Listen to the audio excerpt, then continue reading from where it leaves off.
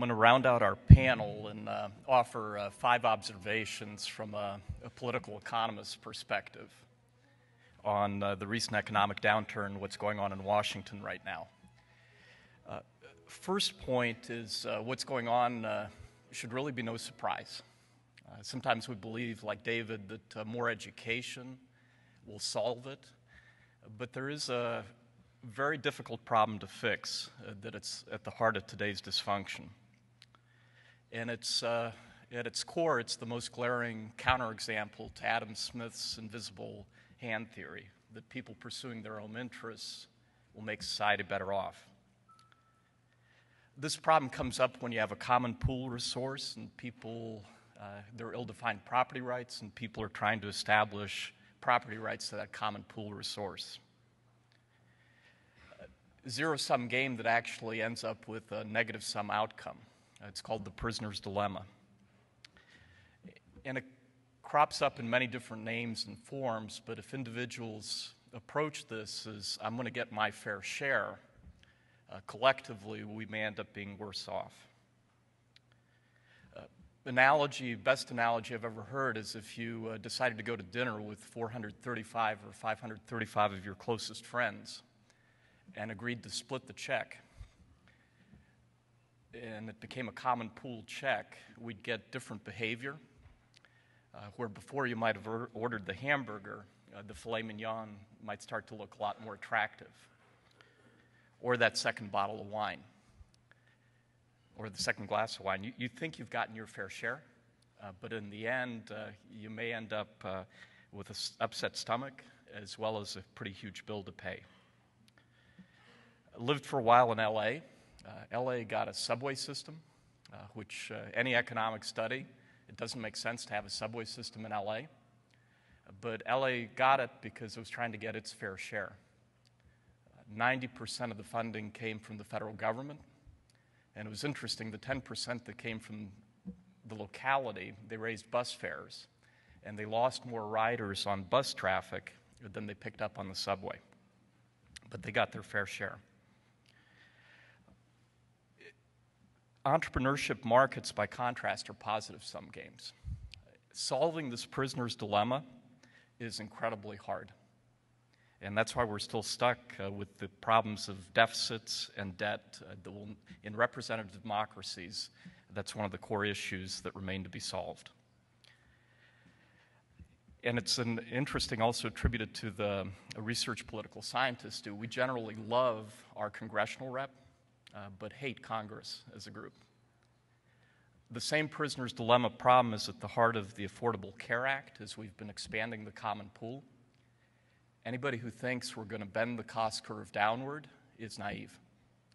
If anything, it will create more pressure to increase the slope of the cost curve in the direction it's been heading. And some of the same phenomenon we see, people like their individual doctor, but are starting to grow upset about the bureaucracy, the ways to try to limit expenditures and the overall cost of the medical system. Second point, it's a particularly pronounced and unusual dysfunction in Washington. When you study it, everything else equal, we've had a tendency to be schizophrenic when it comes time to what we do in the voting booth in a particular way. One of the ways we've tried to solve it is electing more conservative executives and more liberal congressional reps, because greater liberality when it comes time to seeking your fair share serves interests well, but then you need to figure out a way to cap how the prisoner's dilemma plays out, the overall impact of that type of system. Everything else hasn't been equal as of late. If anything, we've seen this dynamic of congressional Republicans, a group trying to chain themselves to the mast, and a president who's more liberal in promoting government growth. The sequestration could well play out for a long time until new people are in their seats. And it could go either way. From an economist or political economist perspective, keeping people in Congress who resist the urge to pursue your fair share is very difficult. There was a New Republic article a few years ago about Reagan Republicans elected in 1980, and the title was "The Unbearable Lightness of Being a Congressional Rep." where a group of them truly believed we're going to forgo spending on our district and realized the peril they faced by doing so. Several were not reelected. Others faced much closer races the second time around in '82, changed their operating approach thereafter. Third point, we can't be naive about what drives politics. We have this public interest conception from the time we're in high school of what drives the political process and how, for many of us, it helps the less advantaged in society. If anything, the exact opposite may be true. And to drive that point home, consider the fact that if we just took a quarter of what the federal government currently takes, which is $1 trillion, and decided it should all go to families below the poverty line. There are 11.5 million families currently in the country below the poverty line. That agreement would translate into the average family of four earning below the poverty line $90,000 a year. The fact that we end up nowhere close to that outcome in the way government actually works should help to disabuse us of the naivete. The Occupy movement, the gnawing feeling behind it, I think, was getting at this belief that politics doesn't help the less advantaged in society. The problem was the focus was in the wrong place. It wasn't in it shouldn't have been in Wall Street, but more so in D.C. Fourth point, what then drives government action? Human beings with the same interests, ideals that populate the private marketplace. And Steve Forbes will talk later today how, for a number of reasons, the private marketplace can actually be expected to promote greater morality than the government marketplace, where it's perceived is more moral. What do we have to fear when we realize that politics is driven by people's interests? First models were more of pecuniary capture, and this was either Karl Marx or even right-wing economists, the belief that producers would capture the system and hijack it for its own good. The models have been refined more recently to include possibilities of consumers capturing the system, and there are cases like cable TV, pharmaceutical pricing, rent control, where consumers are the prevailing interest group. And yet would argue the most important type of capture to fear is capture by the government itself. Case in point, we have a colleague at the Simon School, Robert Novi Marks, that looks at current unfunded state and local pension liabilities. It's the second biggest problem we face, fiscal problem in the country. It's bigger than Social Security, not as big as healthcare, but it's rapidly growing. His estimates are that right now we would have to increase the average tax per year per household by $1,400 just to pay for the current liabilities. And then to keep up with the promises we're making in all benefits at the state and local level will require 23 cents on the dollar of the federal government's tax take. A great constraint, in David's words, on the choices we'll be able to make in the future. Wonderful book in this regard that just came out last year, Darren Acemoglu and James Robinson, with the title Why Nations Fail. And the single biggest reason they point to is when the government captures itself and it institutes an extractive set of institutions politically and economically to its benefit and at the expense of the populace.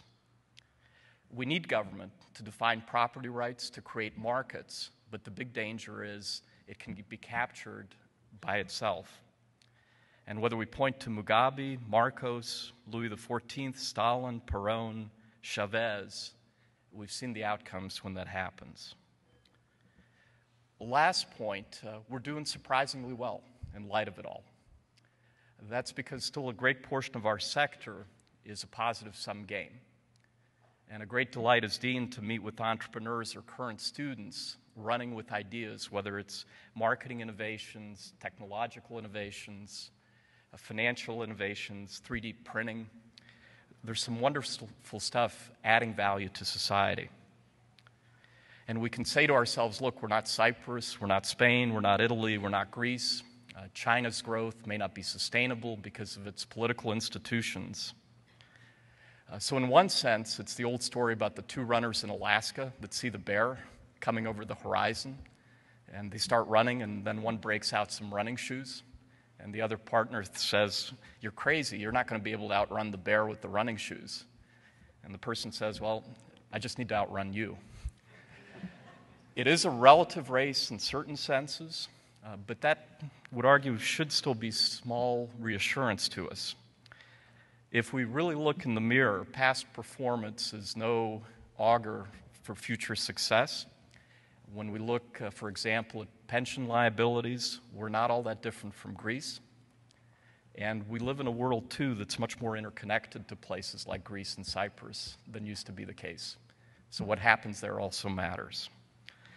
So those are my 5 points. We'll take questions.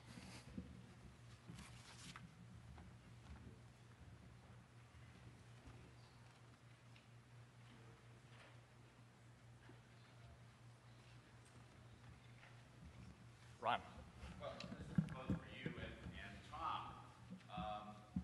Obviously, the unfunded pension crisis, particularly for government workers, is a significant growing issue, particularly in light of the fact that in the last 20 years, life expectancy in the United States has grown by 5 years. Wonderful news for humans, terrible news for the accountants and actuaries that deal with pensions. But in terms of the bankruptcy issue, there have been some evidence in Illinois, Rhode Island, and other places where the unfunded pensions that were given to employees were taken away or modified by legislative action, not requiring bankruptcy. Could you comment on that kind of fairness and economic possibility of that continuing? I'll make a quick comment on it, and then David, actually either Mark or Dave may want to add to it. I think it's almost preferable to do it if you're going to do it under bankruptcy law, where we're under Chapter 9, which is a municipal bankruptcy provision, because what you're doing is essentially modifying unsecured obligations in the future. I have more difficulty when a state tries to do it on its own because of the contracts clause in the Constitution, although that's been watered down enormously by cases. But when a state tries to take a promise by a municipality and rescind it, I think there are contract clause issues, but that would not exist if you ran it through Chapter 9 of the Bankruptcy Code. David? Yeah, go ahead.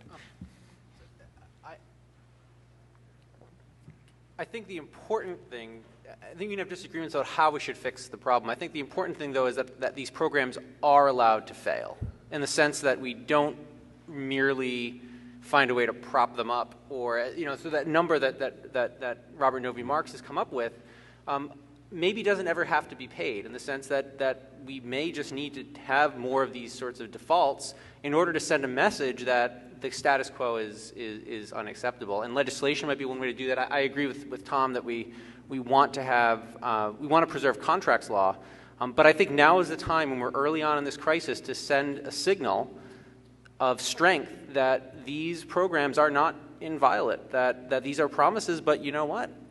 These were promises that were made and may not actually be able to be kept, and that's just the way things go sometimes. And so I think that there's a sense that we have to preserve pension systems. And frankly, I don't think that that's true. So maybe not a politic thing to say, but I'm not so concerned about if these things fail. I'm concerned that we do it in an orderly way. And I think that maybe puts me a little bit at odds with some people, but